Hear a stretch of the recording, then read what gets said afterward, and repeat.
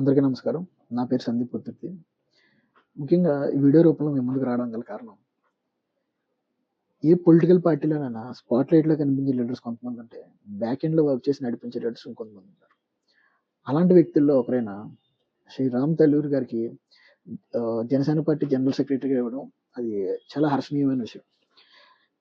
And అంటే general secretary designation అనేది it's not at all ordinary designation. అతను ఎంత కమిట్మెంట్‌తో వర్క్ చేస్తున్నారు అనే దానికి మొన్న పిఠాపురం ఈ నియోజకవర్గంలో ఏదైతే స్ట్రక్చరల్ కమిటీని సెట్ చేశారో అదే నిదర్శనం. ఇప్పుడు స్పెసిఫిక్‌గా నేను ఆయన గురించి ఎందుకు మాట్లాడుతున్నానంటే, అది తెలియాలంటే ఫస్ట్ 2014 జనసేన పార్టీ స్టార్ట్ చేసినప్పటి నుంచి పార్టీకి క్యాడర్ అయితే చాలా ఉంది. అంటే పార్టీకి సపోర్టర్స్ గానీ, కమిటెడ్ పీపుల్ అయితే చాలామంది ఉన్నప్పటికీ సరైన స్ట్రక్చర్ లేకపోవడం అనేది అది చాలా ఒక పార్టీని ముందుకు తీసుకెళ్ళడానికి పార్టీకి సరైన స్ట్రక్చర్ లేకపోవడం అనేది చాలా అది ఇబ్బందికరమైన విషయం. కానీ అలాంటి సిచ్యువేషన్ కూడా కళ్యాణ్ గారు సస్టైన్ అయ్యి, అలాంటి సిచ్యువేషన్ కూడా ముందుకెళ్ళి పార్టీని ఈరోజు 100/100% స్ట్రైక్ రేట్‌తో గెలిపించారంటే అది కళ్యాణ్ గారు లాంటి వ్యక్తికి సాధ్యం. అది ఫస్ట్ థింగ్. రెండోది ఏంటంటే, మొన్న కళ్యాణ్ గారు మాట్లాడుతూ రామ్ గారిని జనసేన పార్టీ జనరల్ సెక్రటరీగా ఎందుకు నియమించారంటే, ఆయనకి ఆర్గనైజేషనల్ బిల్డింగ్ స్కిల్స్ ఉన్నాయి. సో దట్ నేను అందుకనే అతనికి ఆ టాస్క్‌ని నేను ఇచ్చానన్నట్టు కళ్యాణ్ గారు చెప్పారు. నేను మొన్న చూసినప్పుడు ఈ ప్రాసెస్ ఏదైతే ఉందో, ఈ కమిటీ ప్రాసెస్ టైం పట్టిద్ది.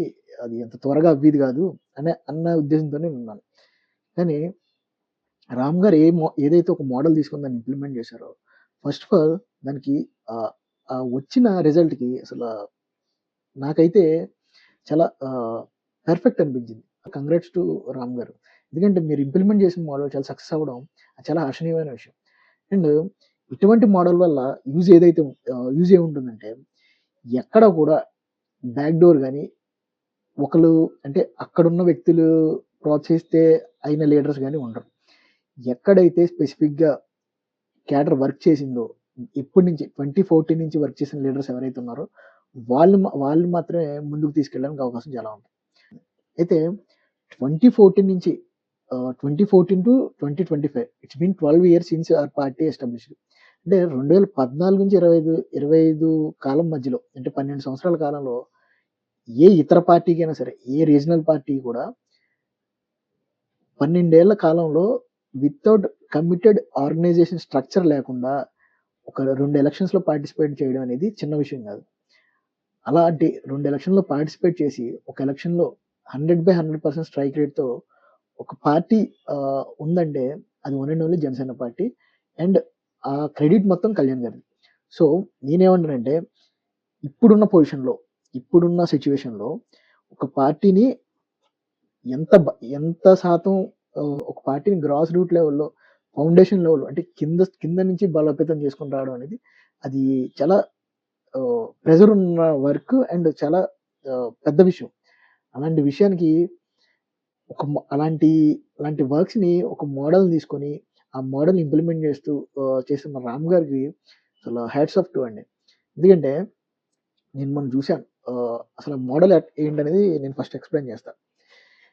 ఈ మోడల్ ఎట్లా స్టార్ట్ అయితుందంటే, ఒక వార్డ్‌లో 30 మెంబర్స్‌ని తీసుకొని, ఆ 30 మెంబర్స్ అయితే ఒకళ్ళని ఎన్నుకునేలాగా, అంటే అనానిమస్‌గా అందరూ ఓకే అనుకుంటే ఒక లీడర్‌ని ఎన్నుకునేలాగా, లేని పక్షంలో దానికి బ్యాలెట్ ఎలక్షన్‌కెళ్ళేలా, అంటే వాళ్ళ మధ్యలో.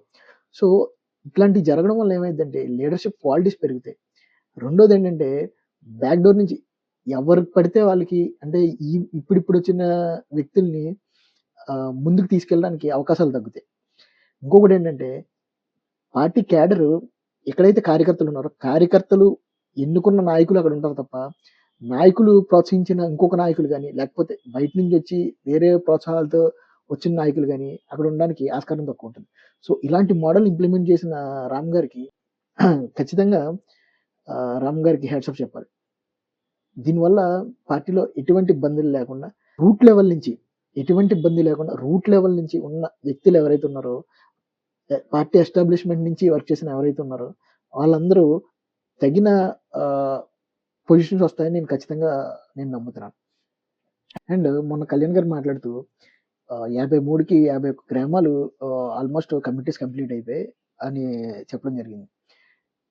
అండ్ ఇంకొక విషయం ఏంటంటే రామ్ గారు 3 రోజులు పిఠాపురంలో 1:00 మిడ్‌నైట్ 1:00 వరకు ఈ కార్యక్రమాన్ని ముగించుకొని సుమారు నా దగ్గర ఒక కౌంట్ ఉంది. ఇది 3 డేస్ కంటిన్యూయస్ ప్రాసెస్‌లో జరిగింది నేను ఇప్పుడు చెప్తున్నాను. కమిటీస్ కంప్లీట్ అయ్యాయి. 28 పంచాయతీస్‌కి కంప్లీట్ చేశారు. 294 వార్డ్స్, 86 బూత్స్, 28 పంచాయతీ ఇన్‌చార్జెస్. ఇదంతా కూడా చాలా ట్రాన్స్‌పరెంట్ వేతో అండ్ కొన్ని చోట్ల ఓటింగ్ కండక్ట్ అయింది. అది చాలా కాంపిటీటివ్ వేతో ఎక్కడ కూడా బ్యాక్‌డోర్ నామినేషన్స్ లాంటివి లేకుండా దీన్ని ముందుకు తీసుకెళ్ళడం జరిగింది. అండ్ ఈ ఎంటైర్ ప్రాసెస్‌ని ఇంప్లిమెంట్ చేసింది కూడా రామ్ తల్లిర్ గారని తెలిసింది. సో, ఇంపార్టెంట్ పాయింట్స్ ఏంటంటే ఇక్కడ హి డిడ్‌ంట్ అంటే నేనేం చెప్తున్నానంటే he didn't just issue the instructions and he personally supervised the process. అతను ఉండగానే అపాయింట్మెంట్ లెటర్స్ కూడా ఇవ్వడం జరిగింది. ఓత్ టేకింగ్ కూడా పర్ఫెక్ట్‌గా, అంటే ఏ పార్టీ కూడా ఒక స్ట్రక్చర్‌ని ఇంత కమిటెడ్‌గా, ఇంత ట్రాన్స్‌పరెంట్ వేతో చేయడం ఇప్పటిదాకా ఎవరు చూసి ఉండరు. అది ఒక పవన్ కళ్యాణ్ గారికే సాధ్యం. జనసేన పార్టీకే సాధ్యం. ఇలాంటి నాయకులు, జనసేన పార్టీ కళ్యాణ్ గారు లాంటి నాయకులు ఆయన ఐడియాలజీని ఓన్ చేసుకొని రామ్ గారు లాంటి నాయకులు ఉన్నంత వరకు పార్టీని బలోపేతం చేయడానికి ప్రతి ఒక్కరు ముందుండాలి. ఒక ట్రాన్స్‌పరెంట్ వేతో ముందుకెళ్ళాలంటే ఖచ్చితంగా ఇలాంటి ఒక న్యూ కైండ్ ఆఫ్ ఏదైతే మోడల్స్ ఉన్నాయో ఆ మోడల్స్‌ని మనం ముందుకు తీసుకెళ్ళాలని ఆశిస్తూ సెలవు తీసుకుంటున్నాను. జై హింద్.